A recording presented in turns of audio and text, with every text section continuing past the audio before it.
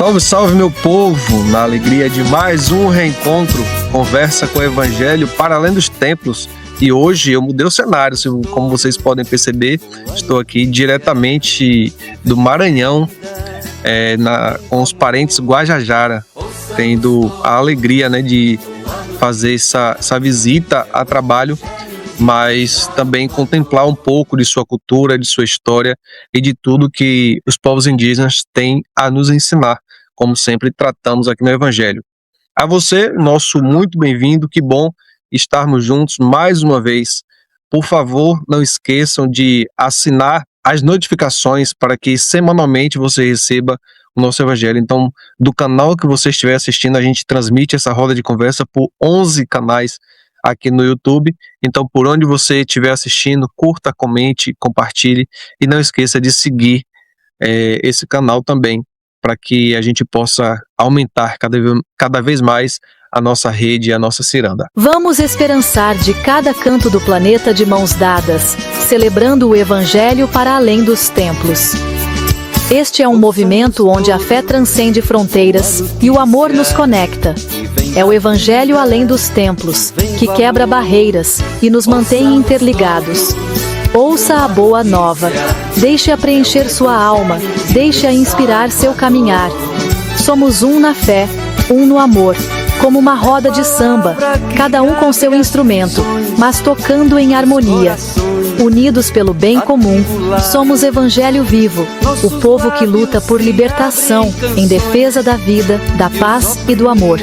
E hoje eu tenho a alegria de dividir essa roda de conversa com o meu querido Marcelo Barros. Seja muito bem-vindo, Marcelo. Muito obrigado, Darlão. Alegria grande de estar com você. E inveja por não poder estar aí, com o povo Guajajara. Maravilha, realmente tem sido uma experiência ímpar. Então, Marcelo, hoje a gente vive o 19º domingo do tempo comum, e o evangelho que a gente reza é o de Mateus, capítulo 14, versículo de 22 a 33. Como sempre, Marcelo, passa pra gente a ideia inicial ou o contexto desse evangelho, por favor. Alain, eu acredito que a comunidade ou as comunidades do Evangelho de Mateus, nos anos 80 do primeiro século da nossa era, enfrentaram muitos problemas, perseguições, dificuldades, conflitos, e eles então refletem como Jesus viveu e resolveu, na época dele, essas tempestades da vida.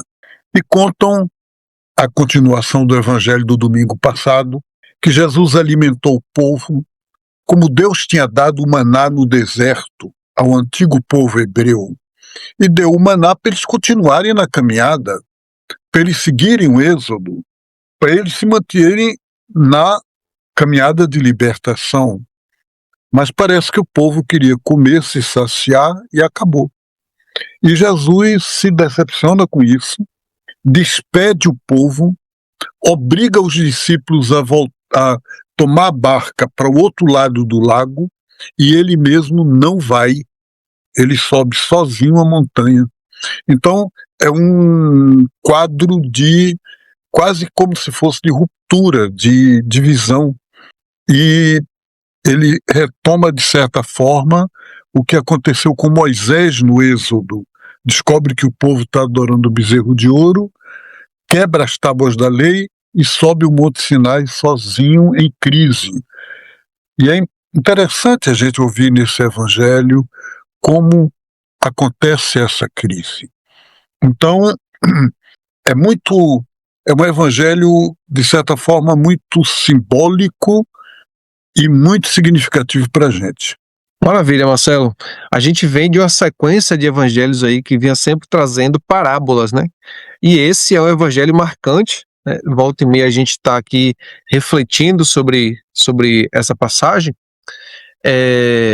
e cada ano ele traz, a gente consegue fazer releituras desse evangelho, E ele diz que Jesus despede o povo que ele tinha alimentado e meio que força os discípulos a entrarem na barca para dali atravessar o mar da Galileia à noite, e uma noite de tempestade. Por que você acha que ele fez isso? Passar para o outro lado do lago é passar para o lado dos não-judeus, os de outra religião, os de outra cultura.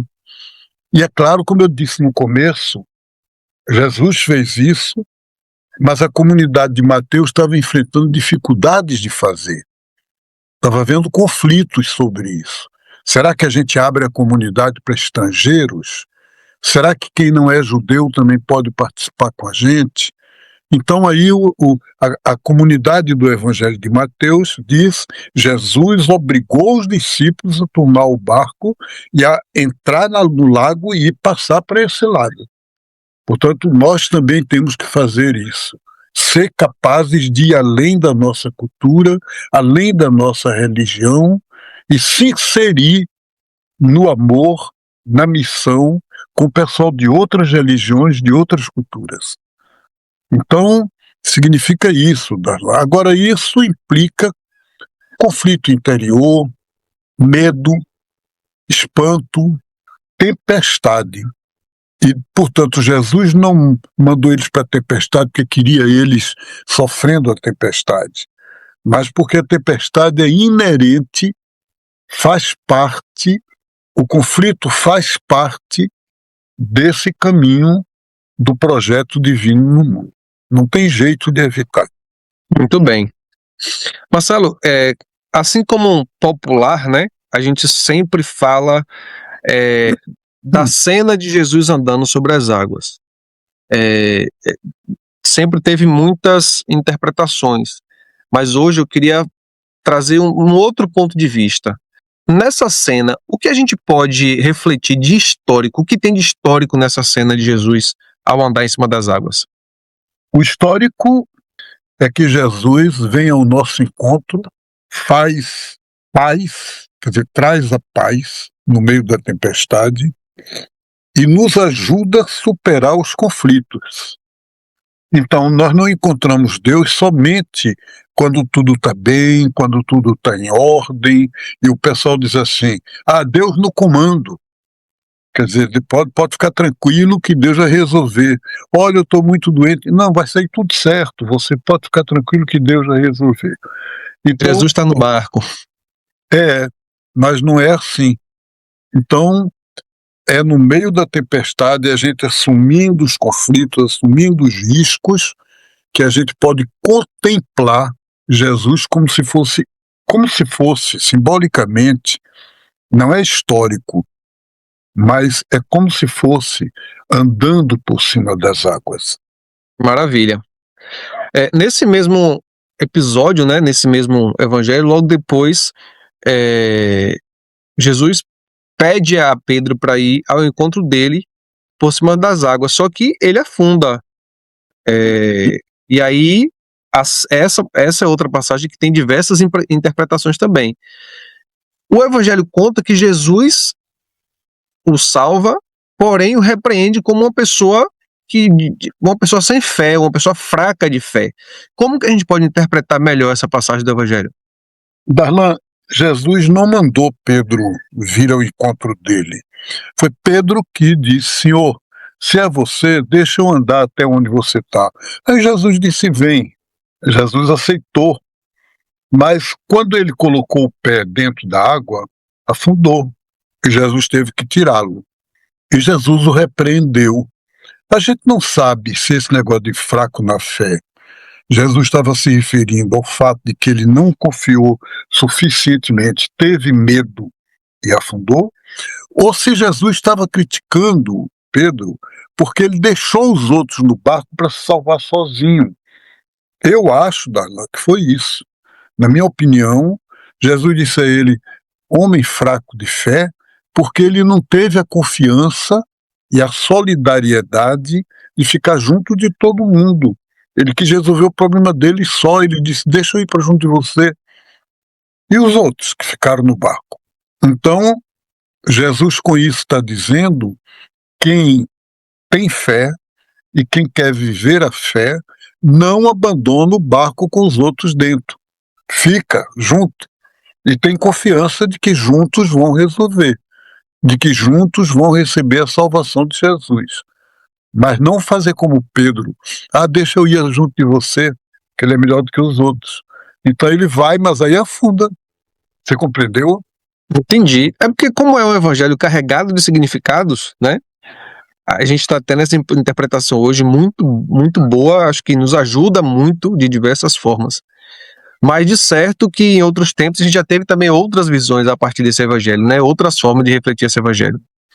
Marcelo, para concluir nossa prosa de hoje, como que a gente faz uma ligação dessa cena do evangelho com a nossa vida desse povo de hoje, Marcelo?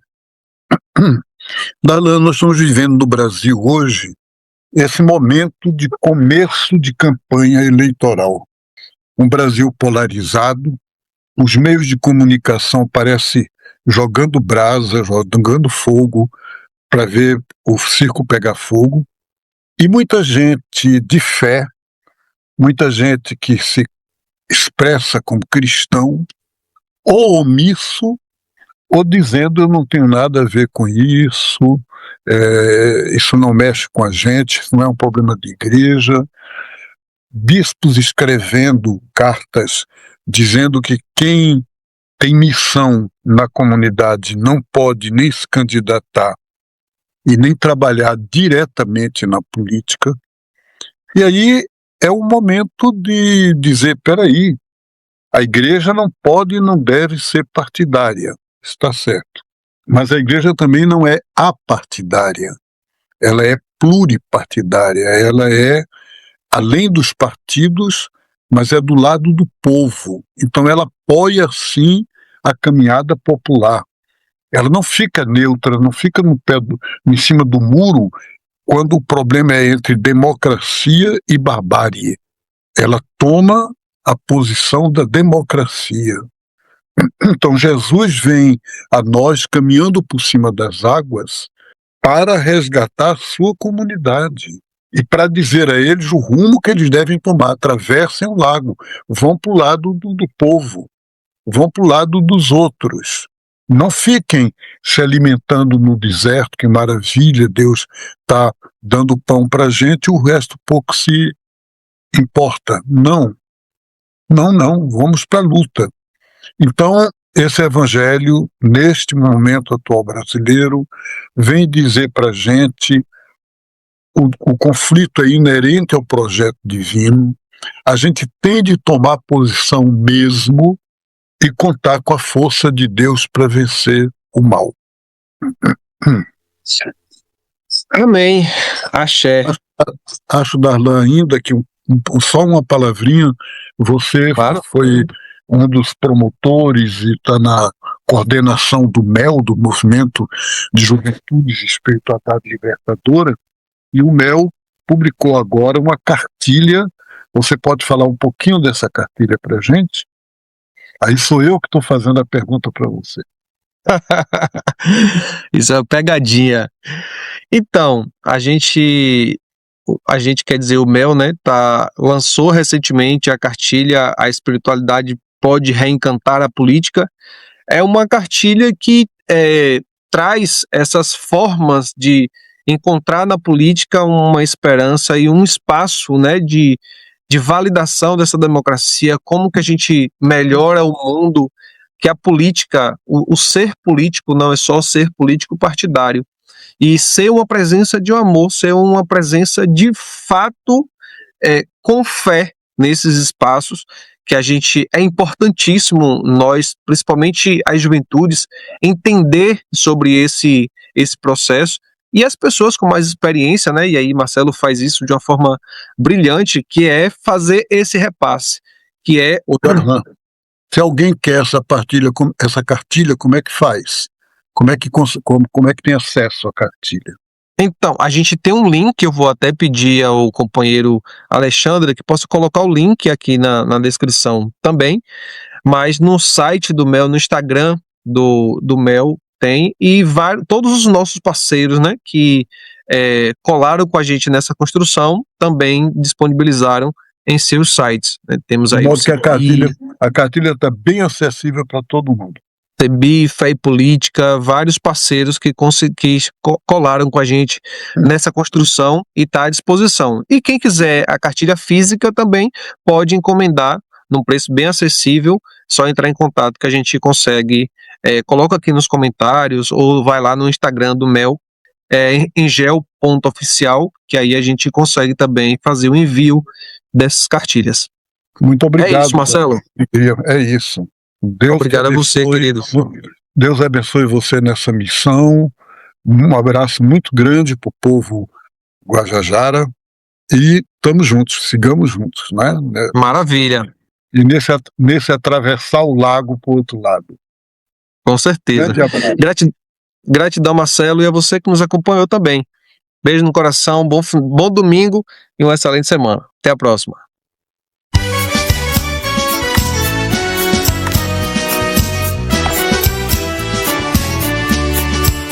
Ouçamos todos boa notícia que vem da vida, que vem do amor.